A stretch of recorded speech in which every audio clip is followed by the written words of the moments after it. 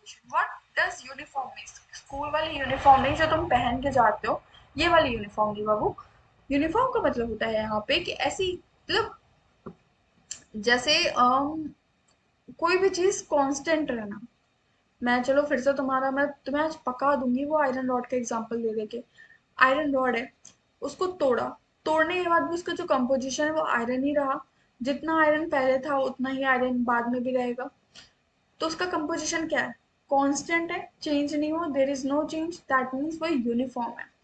अगर यही तुम्हारा कोई और चीज होती, जो कि मान लो CO2 नहीं, NaCl है, NaCl को हमने इसको केमिकली ट्रीट किया, वो किसी और चीज में कन्वर्ट हो गया, तो क्या, I just want to ask you कि क्या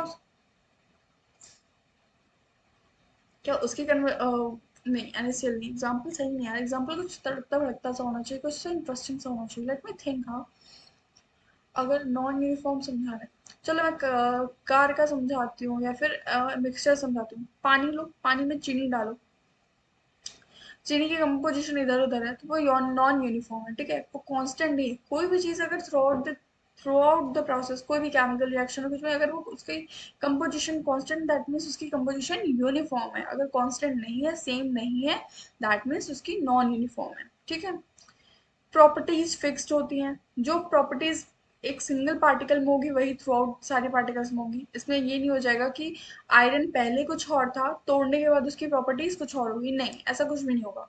जो प्रॉपर्टीज उसकी पहले थी वही प्रॉपर्टीज उसकी बाद में भी होंगे। केमिकली प्योर होते हैं, ठीक है, they are chemically pure, can't be separated. अब मैं तुमको बोलूं आयरन को कितनी चीजों में तोड़ोगे, तोड़ पाओगे नहीं, तोड़ पाओगे, तो इनको हम अलग नहीं कर सकते।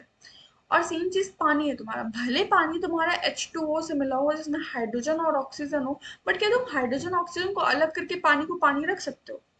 या तो फिर उसमें केमिकल रिएक्शन होगी जिसमें वो गैस फॉर्म में निकल जाती है, कुछ इलेबोरेट हो जाता है, वो फिर पानी नहीं रहेगा। बट अगर मैं बोलूँ तुमसे कि नहीं, तुम पानी में से H2O को अलग करो, फिर भी वो पानी ही तो नहीं हो सकता ना ऐसा।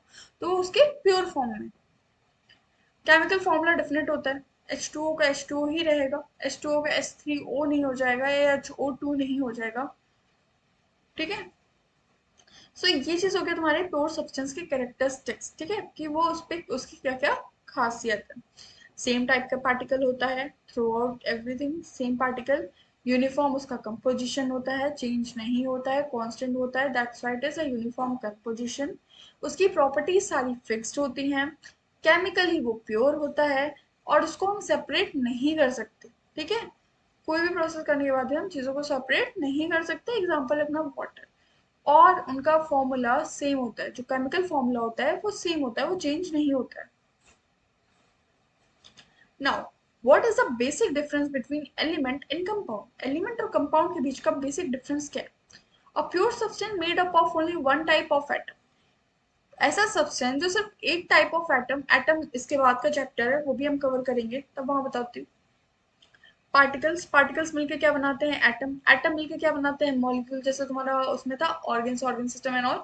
तो सेम उसी तरह से जो तुम्हारे पार्टिकल्स हैं ये मिलके आपस में बनाते हैं एटम, एंड एटम, आइटम नहीं एटम, और एटम आपस में मिलके बनाते हैं पार्टिकल्स, और नहीं, एटम आपस में मिलके बनाते हैं मॉलिक्यूल्स, और यही मॉलिक्यूल्स आपस में मिलके बनाते हैं एलिमेंट्स या compounds, sorry compounds. A pure substance made up of only one type of atom, ठीक है, प्योर वो प्योर सब्सटेंस जो सिर्फ एक टाइप ऑफ एटम से मिलकर बना होता है उसको हम कहते हैं एलिमेंट।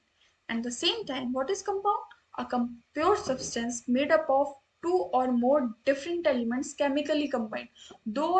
दो से ज्यादा या दो से तीन chemical, different different chemical compounds लेंगे और एलिमेंट्स लेंगे, उनको हम केमिकल प्रोसेस के थ्रू लेके जाएंगे, वो केमिकली कंबाइन करेंगे, फिर जो हमें प्रोडक्ट ऑप्टेन होगा उसको हम क्या कहेंगे? कंपाउंड कहेंगे। Can not be broken down into simpler substance by chemical means, true. अब तुम जो तुम्हारे एलिमेंट्स हैं, क्या तुम, मैं बोलूंगी तुम ऑक्सीजन को तोड़ के देखो, ऑक्सीजन को क्या तोड़ोगे? रहेगा तो वो ऑक्सीजन। तो सेम उसी वे में तुम प्योर एलिमेंट्स को तुम तोड़ नहीं सकते। But there is an exception, chemistry is actually all about exception, can be broken down into simpler substances by chemical means. But जो तुम्हारे कंपाउंड्स हैं उनको तुम सिंपल फॉर्म में कन्वर्ट कर सकते हो केमिकल प्रोसेस के थ्रू, ठीक है। अब एलिमेंट्स का एग्जांपल क्या है? हाइड्रोजन ऑक्सीजन, ये सारे हाइड्रोजन हो गया, ऑक्सीजन हो गया, लिख दे रही हूँ H2O2। और कंपाउंड्स का एग्जाम्पल क्या है, CO2 H2, दो लोगों से मिलकर C प्लस कार्बन और ऑक्सीजन, यहाँ पे हाइड्रोजन और ऑक्सीजन। ठीक है, तो दो अलग अलग चीजों से मिलकर बना है, तो वो एलिमेंट हो गया और ये कंपाउंड हो गया।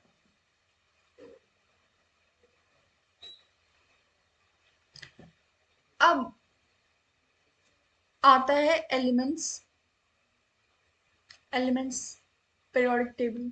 Periodic table I just hope you guys know कि क्या होती है। हमने देखा कि हमने पता किया कि चलो एलिमेंट्स होते हैं जिनको हम ब्रेक नहीं कर सकते, जिनको हम सिंपल फॉर्म में कन्वर्ट नहीं कर सकते, काफी प्योर सब्सटेंस होते हैं, तो हमने सोचा कि देखते हैं एलिमेंट्स हैं कितने। तो पीरियोडिक टेबल में ऑल टोटल 118 एलिमेंट्स हैं जो अब तक डिस्कवर हुए हैं। इनमें से जो नेचुरली ऑकरिंग है, जो अपने आप है, वो 94 है। बाकी के 24 आई गेस, बाकी के 24 हैं वो तुम्हारे मैन मेड है।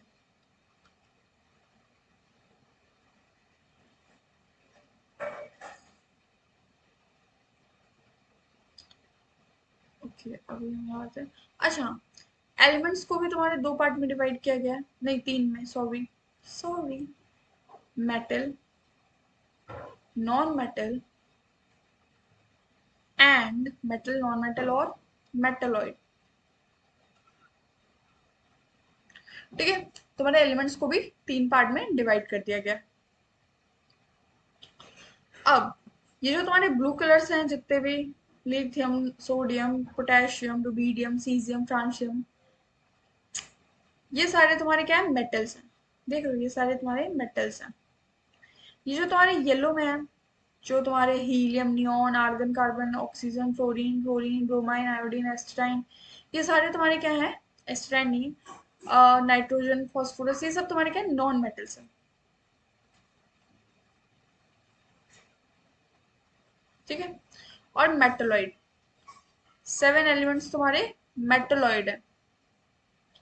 आई गेस 70 तुम्हारे नॉन मेटल्स हैं और 80% तुम्हारी पीरियोडिक टेबल मेटलिक है, जिसमें से तुम्हारी ये होती है alkali metals, alkali earth metals, alkali metals और बीच में ट्रांजिशन मेटल्स। ठीक है, तो जब ये तुम पीरियोडिक टेबल बहुत डिटेल में पढ़ोगे तब ये सब चीजें पढ़ोगे, बट अभी के लिए ध्यान रखो कि एलिमेंट्स ये होता है, सॉरी मेटल्स ये होते हैं। मैग्नीशियम तुम्हारा मेटल है। चीज, अच्छा मुझे एक चीज बताओ, क्या मरकुरी तुम्हारा मेटल है?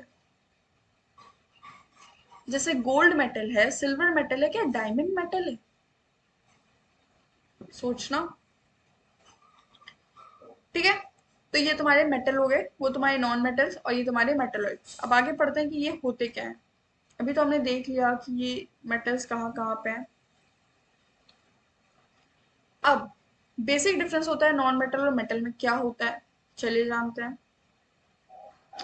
These are the solids at room temperature except mercury. Mercury is a metal. First of all, सारे जितने भी तुम्हारे मेटल हैं, पहली बात तो ये सॉलिड है, इनका एक रिजिड शेप है, एक्सेप्ट मर्करी। मर्करी किस फॉर्म में होता है, जिसको हिंदी में शायद पारा बोलते हैं, पता नहीं कहाँ पे क्या बोलते हैं, बट हमारे यहाँ तो पारा बोलते हैं मर्करी को। ये होता है तुम्हारा लिक्विड एट रूम टेम्परेचर। ठीक है, लिक्विड फॉर्म में मर्करी एग्जिस्ट करता है। कहाँ पे देखा होगा तुमने, थर्मामीटर में देखा होगा तुमने, एक सिल्वर कलर का एक लिक्विड सा होता है जो टेम्परेचराइजर को बताता है, वो क्या है तुम्हारा, वो मर्क्यूरी है। ठीक है, chemistry is all about exception. I am saying this again because you guys are going to read so many exceptions ना, कि तुम्हारा दिमाग खराब हो जाएगा। तुम्हें लगेगा जब इनका सच ही नहीं था तो मैं बताया क्यों। ठीक है, याद रखना, ये ऐसे क्वेश्चंस घुमा सकते हैं ना कि मर्क्यूरी का क्या स्टेट है, क्योंकि अब देखो मेटल्स तो होते हैं सारे सॉलिड। अगर किसी ने एग्जाम में पूछ दिया कि मर्क्यूरी किस फॉर्म में एग्जिस्ट करता है, तो you guys are going to write solid, because तुम्हें तो यही बताया गया ना कि मेटल सॉलिड में होता है। बट एक्सेप्शन है, मर्क्यूरी तुम्हारा लिक्विड फॉर्म में होता है। अब आते हैं नॉन मेटल पे। These exist in all three state, solid, liquid, gas, तीनों में ही एग्जिस्ट करते हैं। ठीक है, आयोडीन तुम्हारा नमक है, सॉलिड में एग्जिस्ट करता है। वहीं तुम्हारी नाइट्रोजन गैस है, उसमें है, गैसेस फॉर्म में एग्जिस्ट करती है, तो सेम वो सारे फॉर्म में एग्जिस्ट करते हैं। ठीक है, these are very hard except sodium, sodium soft होता है। बाकी के जितने मेटल्स हैं वो काफी हार्ड होते हैं। These are soft except diamond. अब देखो कंफ्यूजन है। Diamond is actually a non metal, it's not a metal. I just feel like कि many of you guys are going to write diamond as a metal because सोना चांदी हीरे जवाहरात, सोना चांदी मेटल है तो हीरे भी तो मेटल ही होंगे ना बाबू, हीरे मेटल नहीं होते। हीरे होते हैं तुम्हारे कार्बन, ठीक है, कार्बन के मुझे वो टर्म याद आ रहा, जस्ट फॉरगेट यार, ये भूलने की बीमारी का मैं क्या करूँ अपनी। डायमंड इज लाइक कार्बन से मिलके बना होता है, ठीक है। तो वो सॉफ्ट हो, सारे जितने भी तुम्हारे नॉन मेटल्स हैं वो सॉफ्ट होंगे, बट डायमंड सॉफ्ट नहीं है, ठीक है। तो एक एक्सेप्शनल केस है डायमंड का। और सेम तुम्हारे मेटल में सारे मेटल हार्ड होंगे एक्सेप्ट सोडियम, सोडियम तुम्हारा सॉफ्ट है। These are malleable and ductile। what does the term malleable and ductile means? ये जो टर्म है इनका मतलब क्या है तुम्हें पता ही होगा ऑलरेडी। मेलेबल मतलब होता है किसी भी चीज को हम पीट पीट कर कितनी थिन शीट्स में कर देते हैं, जैसे गोल्ड की फॉइल होती है तो वो क्या है, गोल्ड मेलेबल है। कॉपर, कॉपर का जो तांबा होता है, तांबे को तुम पतली पतली वायर्स में कन्वर्ट कर सकते हो, उसको स्ट्रेच करके उसको डिफॉर्म करके उसको वायर में कन्वर्ट करते हो ना, तो वो क्या है, डक्टाइल है। वो क्या होता है, किसी भी चीज की डक्टिलिटी होती है और वो मेलेबिलिटी होता है कि कोई भी मेटल या फिर कोई भी मेटल कितना पतला हो सकता है अगर हम उसको पीटें या फिर उसको स्ट्रेच करें या फिर उसको हीट करें, वो किसी भी फॉर्म में किसी भी प्रोसेस से, ठीक है। अब जो तुम्हारे मेटल्स होते हैं ये शाइनी होते हैं काफी ज्यादा, चमकीले। अब सोना ही देख लो तुम, सोने की चमक देखी है, आंखें चमक जाती हैं। लोहा देख लो, मेटल्स में एक अलग से चमक आ जाएगी कि हाँ लस्ट्रस होते हैं, ठीक है। वही जो तुम्हारे नॉन मेटल होते हैं दे आर नॉन लस्ट्रस, इनमें कोई चमक नहीं होती। नाइट्रोजन को तुम दूर से नहीं देख के बता पाओगे कि ये नाइट्रोजन है, मेटल को देख के बता दोगे कि ये मेटल है भाई, ये तो चमक रहा है, सोना चमकता है, चांदी चमकती है, प्लैटिनम चमकता है, तो सब मेटल है। बट नॉन मेटल्स के साथ ऐसा नहीं होता। हैव हाई डेंसिटी, जो तुम्हारे मेटल्स होते हैं इनकी डेंसिटी ज्यादा होती है comparative to non metals. Non metals की जो डेंसिटी होती है, what is density, mass upon volume, घनत्व कहते हैं, कोई भी कितने भी एरिया कवर करता है, ठीक है। तो तुम्हारे नॉन मेटल्स होते हैं इनकी काफी लो डेंसिटी होती है। अब एक रीजन ये भी हो सकता है मेटल के डेंसिटी होने का, बिकॉज उनका सॉलिड स्ट्रक्चर होता है। व्हाट आर मेटलॉइड्स, मेटल पढ़ लिया, नॉन मेटल पढ़ लिया, बट ये मेटलॉइड क्या है यार, पहली बार सुन रहे हो मेटलॉइड, इससे पहले तो हमने मेटलॉइड नहीं सुना था। तो मेटलॉइड क्या होता है, metalloids are the element that have a property of both metal and non metal. Metalloids वो एलिमेंट हैं जो तुम्हारे एज अ नॉन मेटल भी बिहेव करेंगे, एज अ मेटल भी बिहेव करेंगे, ये बीच वाले हैं। They can behave like a metal in some situation and like non-metals in other। ये किसी किसी सिचुएशन में तो मेटल्स की तरह बिहेव करेंगे और किसी सिचुएशन में नॉन मेटल्स की तरह, ठीक है। They behave, they act both like metal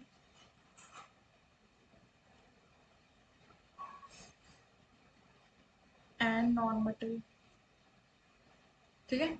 metal और नॉन मेटल दोनों की तरह ये बिहेव करेंगे। सोचो कितने बढ़िया हैं। एक तो भाई, एक कह रहा है मेटल कह रहा है मेरे पास तो बस यही प्रॉपर्टी है, नॉन मेटल कह रहा है मेरे पास ये प्रॉपर्टी है। भाई metalloids are very cute, like नहीं नहीं भाई मेरे पास तो तुम्हारा थोड़ा भी है, तुम्हारा मेरा, थोड़ा तुम्हारा है थोड़ा तुम्हारा है, मैं तो तुम लोगों से ज्यादा टैलेंटेड हूँ। अपीयरेंस की बात करें तो मेटल्स जो होते हैं, मेटलॉइड्स होते हैं, ऑफन क्या कहते हैं, अब कौन कौन से तुम्हारे वो होते हैं मेटलॉइड्स, देख लो एक बार कौन से हैं। बोरॉन, आर्सेनिक, ठीक है। ये सब तुम्हारे जो हैं ये सब तुम्हारे क्या है, मेटलॉइड्स हैं। You have 7 metalloids in periodic table. Conductivity क्या होती है, सेमी कंडक्टर्स होते हैं, इलेक्ट्रिसिटी कंडक्ट भी करते हैं, conduct electricity better than non metals but not as well as metal. मतलब ये सेमी कंडक्टर्स होते हैं। सेमी कंडक्टर्स क्या होते हैं, जो किसी ना किसी की मतलब ये नॉन मेटल से ज्यादा इलेक्ट्रिसिटी कंडक्ट करेंगे बट उतनी इलेक्ट्रिसिटी नहीं कंडक्ट करेंगे जितना एक मेटल करेगा। मतलब इससे ज्यादा उससे कम, नॉन मेटल से ज्यादा इलेक्ट्रिसिटी कंडक्ट करेंगे और मेटल से कम। इनका केमिकल ये अलॉय फॉर्म करते हैं, जैसे मेटल्स और मेटल कोवेलेंट बॉन्ड बना के और नॉन मेटल्स के साथ अलॉय फॉर्म करता है। अलॉय में बताऊंगी आगे कि होता क्या है अलॉय में, एक को थोड़ा डिटेल में पढ़ाऊंगी। ठीक है। अब आता है तुम्हारा कंपाउंड। कंपाउंड क्या होता है? कंपाउंड हमने क्या पढ़ा था? कोई दो डिफरेंट एलिमेंट्स को उठाया, उसको केमिकली कंबाइन किया और वो बना दिया कंपाउंड एक केमिकल प्रोसेस के थ्रू। अगर मैं यहाँ से तुम्हारे सोडियम को उठाऊं, सोडियम क्या है? मेटल है। यहाँ से मैं तुम्हारा क्लोरीन उठा रही हूँ, क्लोरीन क्या है? तुम्हारा नॉन मेटल। तो अगर मैं सोडियम और क्लोरीन के, तो NaCl बन गया। NaCl क्या है तुम्हारा? नमक। इसको एक केमिकल प्रोसेस के थ्रू लेके गए, केमिकली इसको कंबाइन किया, तो क्या मिल गया हमको? NaCl। ठीक है, नमक मिला। सेम अगर मैं तुम्हारे यहाँ से कैल्शियम उठाऊं, यहाँ से मैं उठा लूँ तुम्हारा कार्बन उठाऊं, फिर ऑक्सीजन उठाऊं, फिर चलो सी थ्रू बना, कैल्शियम कार्बोनेट बना दिया मैंने। तो ये डिफरेंट डिफरेंट कंपाउंड्स वो होते हैं बेसिकली जो दो या दो से डिफरेंट डिफरेंट मेटल से मिलके बने हो और एक सिंपल एक सेम प्रॉपर्टीज फॉलो कर रहे हो। जैसे कि अगर मैं बोलूँ कि वाटर का ही देख लो, वाटर एक कंपाउंड ही तो है। H2 is a compound because it is a like एक फिक्स्ड रेशियो में होते हैं कंपाउंड्स। ठीक है। प्रॉपर्टी क्या होती है, अब देखते हैं। The elements in a compound are always present in the same proportion by mass. अगर वाटर का 2:1 रेशियो है तो वो 2:1 ही रहेगा हर जगह। वाटर का अगर इतना सा भी पार्टिकल होगा ना, उसमें भी 2:1 ही रेशियो होगा, उसमें चेंज नहीं होगा। तो जो इनका कंपोजिशन होता है मेटल्स के बाय मास का कंपोजिशन, वो क्या होता है? सेम होता है, फिक्स्ड होता है। अब the atoms are held together by chemical bonds. अब केमिकल बॉन्ड्स से एटम्स में होता है, मालूम है यहाँ पे CO2 का स्ट्रक्चर बना।